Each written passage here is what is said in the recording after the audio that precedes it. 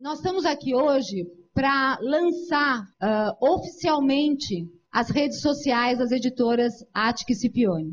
E eu queria contar para vocês um pouco o que nós imaginamos com esse encontro. Primeiro, trazer pessoas que eu sei que acreditam nesse espaço, como vocês que estão aqui, e pessoas que estão online, porque também acreditam que a educação é um tema muito importante para ser debatido.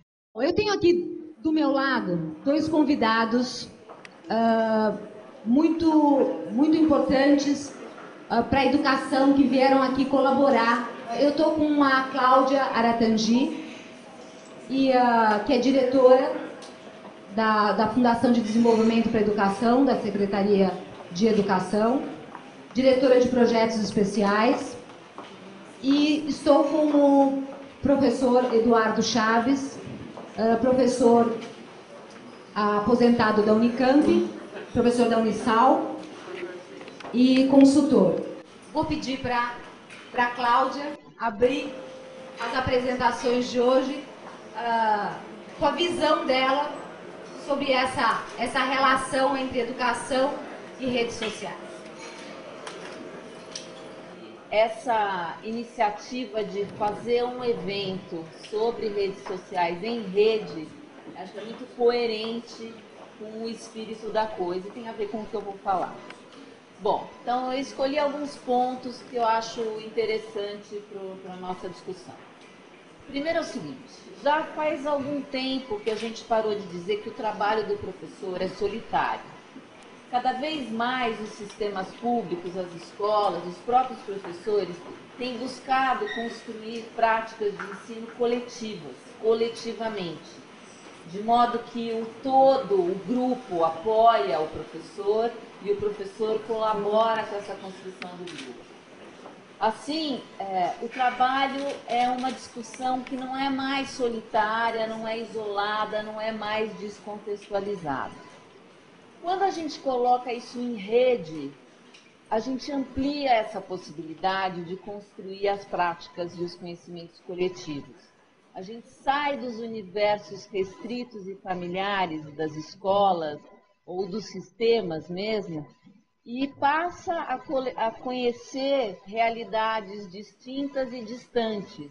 E descobre que aquilo que a gente pensa, o que aquele grupo pensa, pode estar muito mais próximo de lugares distantes do que se imaginava. E o que pode parecer banal, num outro contexto, pode ser inusitado.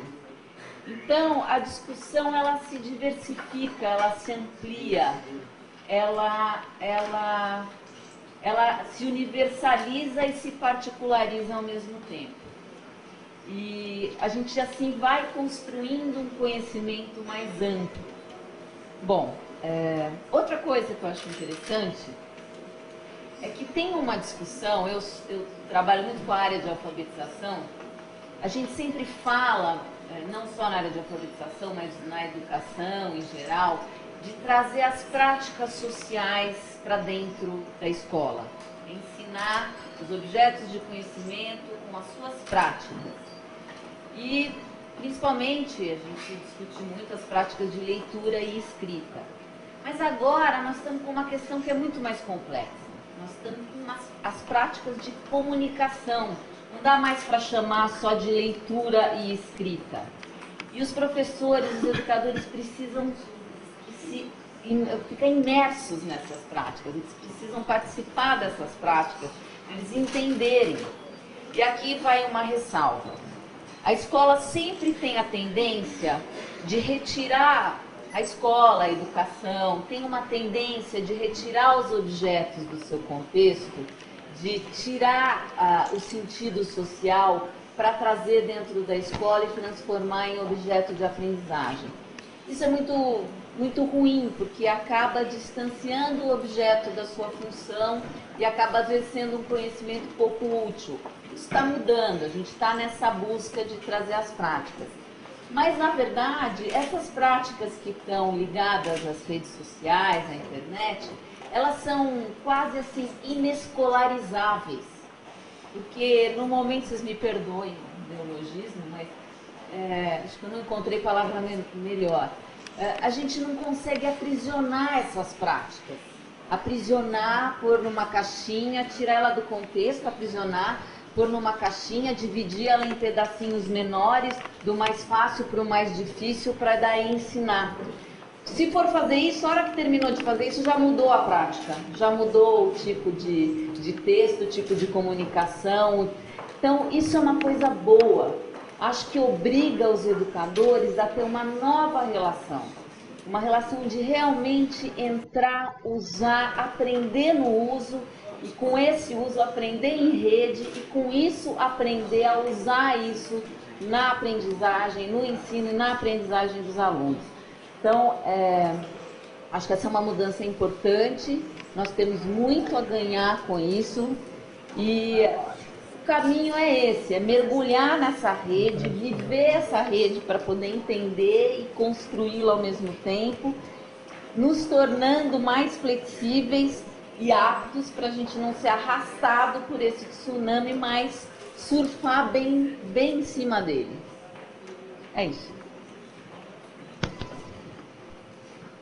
Obrigada. Tem algumas palavras ou alguns neologismos que eu acho que não tem como, né?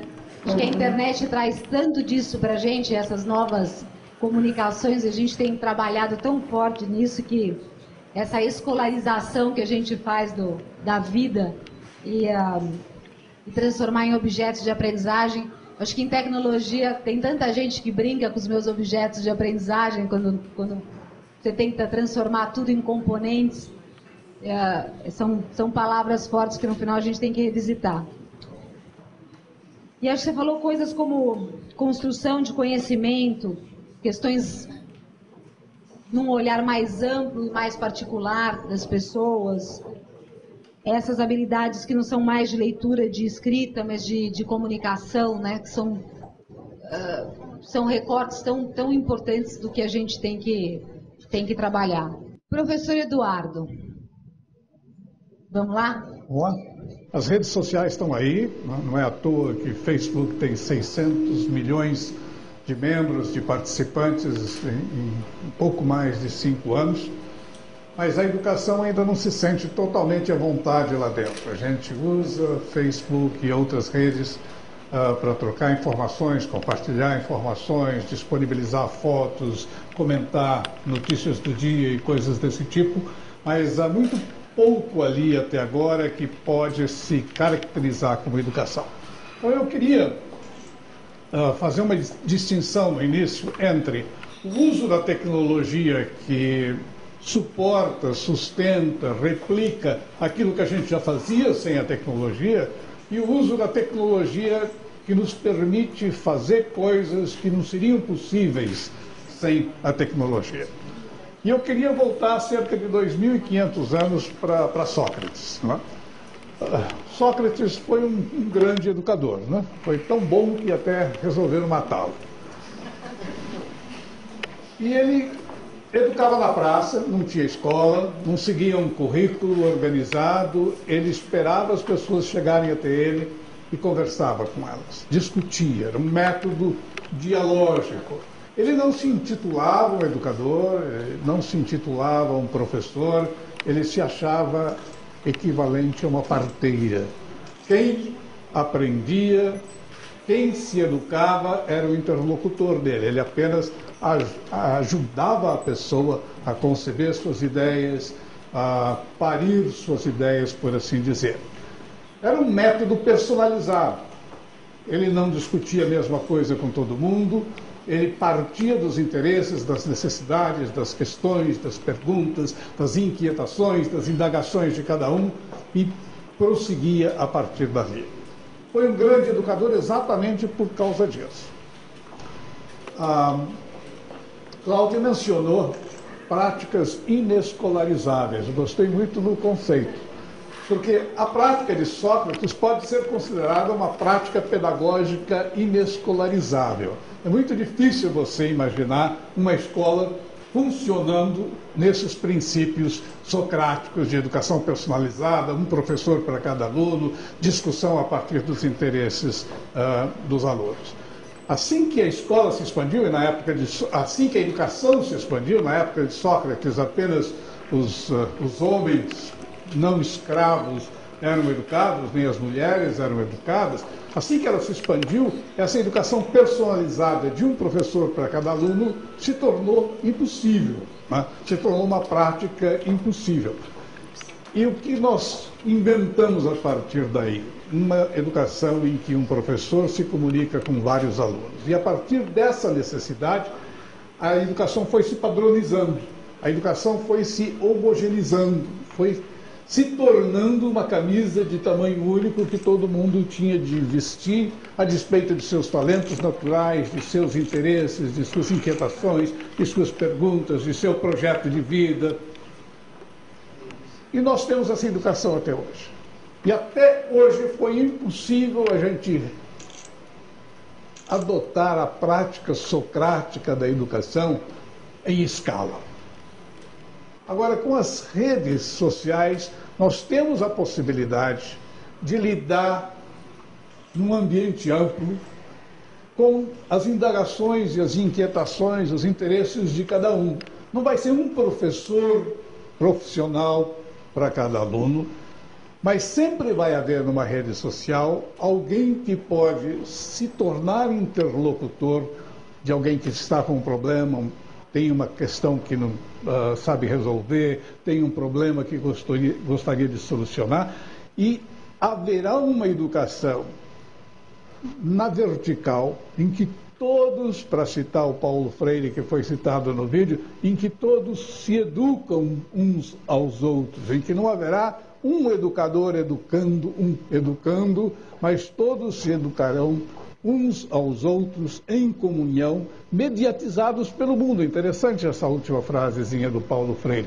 Mediatizados pelo mundo quer dizer com a intermediação daquilo que o mundo nos oferece, e o que o mundo nos oferece hoje em termos de tecnologia são redes sociais que nos permitem que nós tenhamos uma interação ativa, interessante, uns com os outros, com pessoas que sabem mais do que nós em alguns assuntos, que sabem menos em outros, que conseguem fazer coisas que não conseguimos fazer, mas também não conseguem fazer outras que nós sabemos fazer.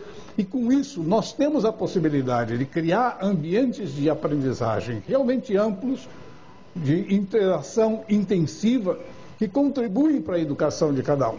Se a escola vai conseguir se apropriar disso, se isso vai se tornar uma prática educacional inescolarizável, e a gente vai estar se educando mais à margem da escola do que na escola, é uma grande indagação. Depende da capacidade da escola de certo modo, se reinventar para uma nova situação.